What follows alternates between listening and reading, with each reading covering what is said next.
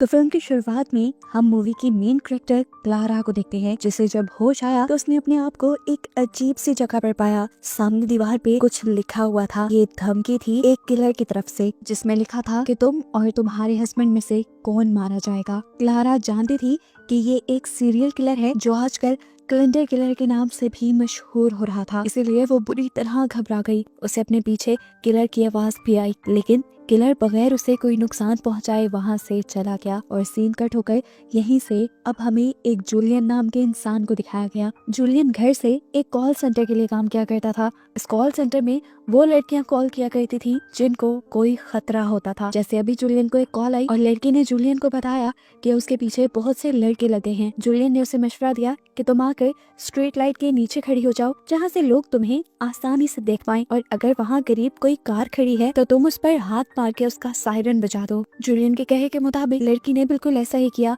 और कार का सायरन बजते ही वो सारे लड़के वहाँ से भाग गए, क्योंकि वो जानते थे कि अब यहाँ पर रहने वाले लोग घरों से बाहर निकल आएंगे। और ऐसे इस लड़की की जान उनसे बच गई। कॉल को बंद करते ही जूलियन टीवी ऑन करता है, जहाँ पे हम देखते हैं कि कैलेंडर किलर के बारे में ही न्यूज चल रही थी, लेकिन वो उस पर ज्यादा ध्यान नहीं देता क्योंकि उसे अब दूसरी कॉल रिसीव हो चुकी थी। ये कॉल थी क्लारा की, जिसे हमने फिल्म की शुरुआत में देखा है। जूलियन क्लारा से पूछता है कि मैं तुम्हारी क्या मदद कर सकता हूँ। तो जवाब में क्लारा कहती है, तुम मेरी कोई मदद नहीं कर सकते क्योंकि मैं खुद ही मरना चाहती हूँ। मेरे पीछे कैलेंडर किलर भी पड़ा हुआ है, जिसने मुझे मेरे रूम से किडनैप करके एक अनजान जगह ले जाकर मेरे सामने आए बगैर मुझे या मेरे हस्बैंड को मारने की धमकी भी दी है, और वो इस बात का यकीन कर ही नहीं रहा। कॉल के दौरान ही क्लारा की बात सुनते हुए जूलियन अपने घर और अपनी बेटी को भी चेक करता है, जबकि यहीं से सीन कट होकर हमें एक अनजान बूढ़े आदमी को दिखाया जाता है, जिसके हाथ में कैलेंडर किलर की धमकियों की पिक्चर है, और ये भी लग रहा है कि शायद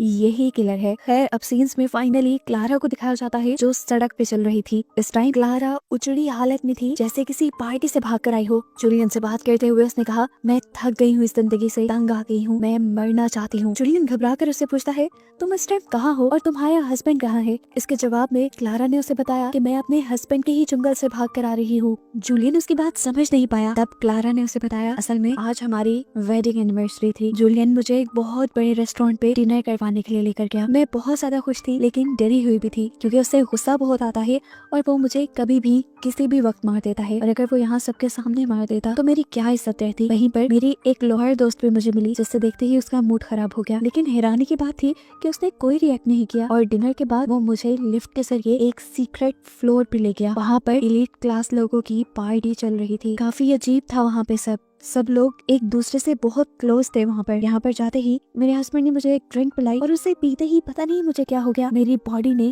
काम करना बंद कर दिया। मैं पैरालाइज हो गई, और मेरी ऐसी हालत का मेरे ही हस्बैंड ने अपने सारे दोस्तों के साथ मिलकर मजाक उड़ाया, और फिर मुझे एक टेबल के साथ बांध दिया जबरदस्ती, और मुझे सब ने मिलकर अब्यूज किया। और मेरा हस्बैंड चुपचाप देखता रहा क्योंकि उसे इसके बदले पैसे मिल रहे थे। क्लारा उससे बताती है कि जैसे ही मेरी हालत ठीक हुई और मेरी बॉडी चलने के काबिल हुई तो मैं वहाँ से भाग आई। उसकी ये बातें सुनकर जूलियन का तो दिमाग खराब हो गया था। वो जानता था कि ऐसी हालत में लड़की सुसाइड भी कर सकती है। वो क्लारा को समझाता है, क्लारा रिलैक्स, अभी ऐसा कुछ मत करना जिससे तुम्हारा नुकसान हो जाए। लेकिन क्लारा उसकी बात सुनने वाली नहीं थी। वो गाड़ी के स्लैचर पे एक पाइप लगा देती है और उस पाइप को गाड़ी के अंदर छोड़ देती है और गाड़ी का इंजन ऑन कर देती है। वो जानती थी कि कुछ ही देर में धुआं इस गाड़ी में भर जाएगा और वो सफोकेट हो गए, यानी दम घुटकर मर जाएगी। इस दौरान जूलियन की कॉल चलती रही। जूलियन उसे समझाता रहा, क्लारा ऐसा मत करो, गाड़ी से निकल जाओ, पर क्लारा को जैसे उसकी बातों का ख्याल ही नहीं था। इससे पहले कि क्लारा मर जाती, उसे अपनी बेटी का ख्याल आ जाता है, जिसे वो अपने हस्बैंड जैसे दरिंदे के पास नहीं छोड़ सकती। इसलिए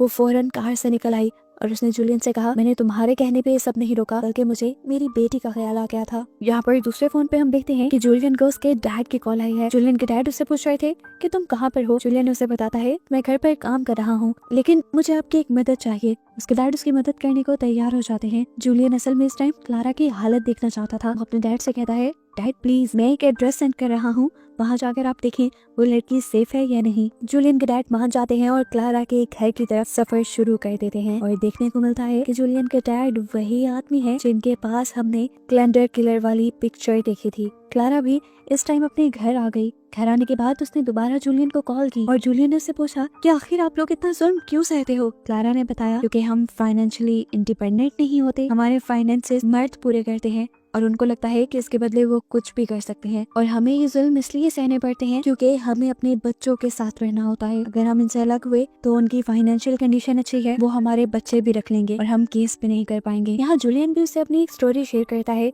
कि उसकी वाइफ जिसकी दिमागी हालत ठीक नहीं थी, उसने अपना हाथ काट लिया था, लेकिन जब वो बिल्कुल मरने के करीब थी तब उसे होश आया।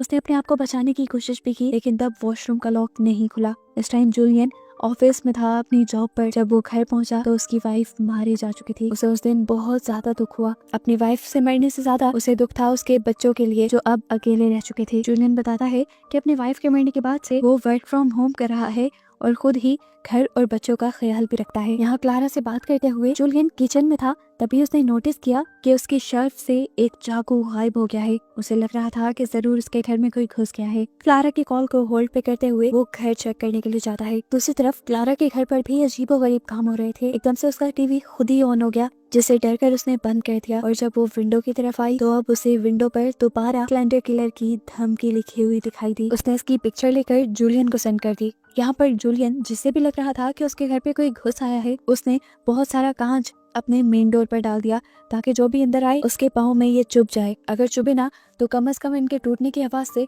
उसे पता चल जाए कि कोई उसके घर के अंदर आ रहा है। यहाँ हम देखते हैं कि जूलियन के डैड भी क्लारा के घर पहुंच गए थे। क्लारा ने उसे देख लिया और क्लारा को लगा कि यही जरूर किलर है, जिससे डरकर वो छुप गई। क्लारा के डैड जब घर के अंदर गए तो उसे कोई नहीं मिला और उसने जूलियन को कॉल करके बता दिया कि लड़की घर पे नहीं है और यहाँ पे सब कुछ ठीक है। ये कहते ही वो तो निकल गए, लेकिन मौका पाते ही क्लारा भी जंगल की तरफ भागने लगी। जूलियन भी लगातार क्लारा से बात कर रहा था, लेकिन जब क्लारा जंगल के अंदर भाग गई तो सारे सिग्नल्स ड्रॉप हो गए और जूलियन से उसकी बात होना भी बंद हो गई। यहाँ भागते भागते क्लारा का पाँव स्लिप हो जाता है और वो रोल होते हुए सड़क पे जा गिरती है। किस्मत से वहाँ से एक कार गुजर रही थी और कार ड्राइवर ने उसे नोटिस करके उसकी मदद की और उसे उठाकर अपनी कार में ले आया। क्लारा उसके हुलिये को देखकर डर गई। वो सेंटा क्लॉज के कपड़ों में था, लेकिन उस आदमी ने उसे यकीन दिलवाया कि वो क्लारा को कोई नुकसान नहीं पहुंचाएगा। उसने तो बस यहाँ क्लारा को बड़ा देखा और उसकी मदद करनी चाहिए। सांता क्लॉज के कपड़े तो उसने इसलिए पहने थे क्योंकि वो पार्टीज में बच्चों को खुश करने का काम करता था। ये सुनकर क्लारा थोड़ा सा सेटिस्फाई हुई और उसकी गाड़ी में बैठ गई। जंगल से निकलते ही सिग्नल्स दोबारा आ गए थे। उसने इसलिए जूलियन को कॉल मिला ली।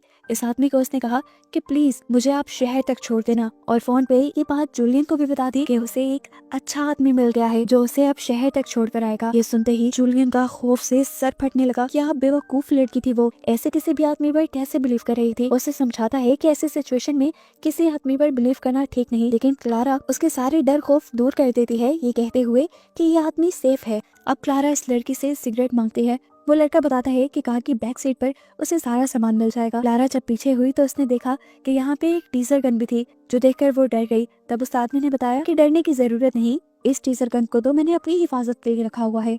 दोबारा सुख का सांस लेते हुए सफर इन्होंने दोबारा अपना कंटिन्यू कर लिया। क्लारा अभी भी जूलियन से बात कर रही थी। उसने जूलियन को बताया कि कैलेंडर किलर सच में उसके पीछे है और उसका हस्बैंड उसकी इस बातों पे यकीन नहीं करता। अभी यही बात उसने की ही थी कि दूसरी तरफ जूलियन को महसूस हुआ कि उसके घर में कोई घुस आया है। फौरन उसने जाकर दोबारा अपने घर की तलाशी लेना शुरू कर दी, जबकि यहाँ पे एकदम से इस आदमी ने कार रोक दी क्योंकि कार के सामने कोई और नहीं बल्कि क्लारा का हस्बैंड आ चुका था, जो जल्दी से क्लारा के साथ वाले आदमी को कार से निकालकर पीटने लग जाता है। ये देखकर क्लारा गुस्से में आ जाती है और अपने हस्बैंड को बताती है इस आदमी का कोई कसूर नहीं, वो तो इसकी सिर्फ मदद कर रहा था। क्लारा की बात मानते हुए शुक्र था कि क्लारा के हस्बैंड ने उसे छोड़ दिया। क्लारा ने उस आदमी की मदद की और उसे उठाकर किसी तरह ड्राइविंग सीट पे बिठा दिया और उससे अब उसकी टीजर गन भी मांग ली। यह आदमी समझ गया था कि क्लारा का हस्बैंड एक बुरा इंसान है। बिना कोई सवाल जवाब किए उसने क्लारा को अपनी टीजर गन भी दे दी ताकि वो इसके जरिए अपने हस्बैंड से अपनी जान बचा सके। क्लारा को क्लारा के हस्बैंड ने अब अपनी गाड़ी में बिठा दिया, जहाँ उसके हस्बैंड ने उससे पूछा तुम इतनी जल्दी पार्टी से क्यों आ गई। ये सुनकर क्लारा को उसकी सेल्फिशनेस पे बहुत हैरानी हुई और उसने कहा कि तुम्हें शर्म आनी चाहिए, मैं तुम्हारी वाइफ हूँ, तुम्हारी बेटी की माँ। वो घटिया जगह क्या मेरे जाने की काबिल थी। वो यहाँ अपने हस्बैंड को कैलेंडर किलर की धमकी भी दिखाती है, जो इस उस टाइम उनके घर के शीशे पे लिखी हुई थी, लेकिन मार्टिन यानी क्लारा के हस्बैंड को लग रहा था कि ये क्लारा ने खुद लिखा है और ये सारा ढोप भी उसी का रचाया हुआ है। क्लारा साथ ही साथ अपनी बेटी की बेबी सिटर को कॉल करने की कोशिश कर रही थी, लेकिन अजीब बात थी वो कॉल नहीं उठा रहा था।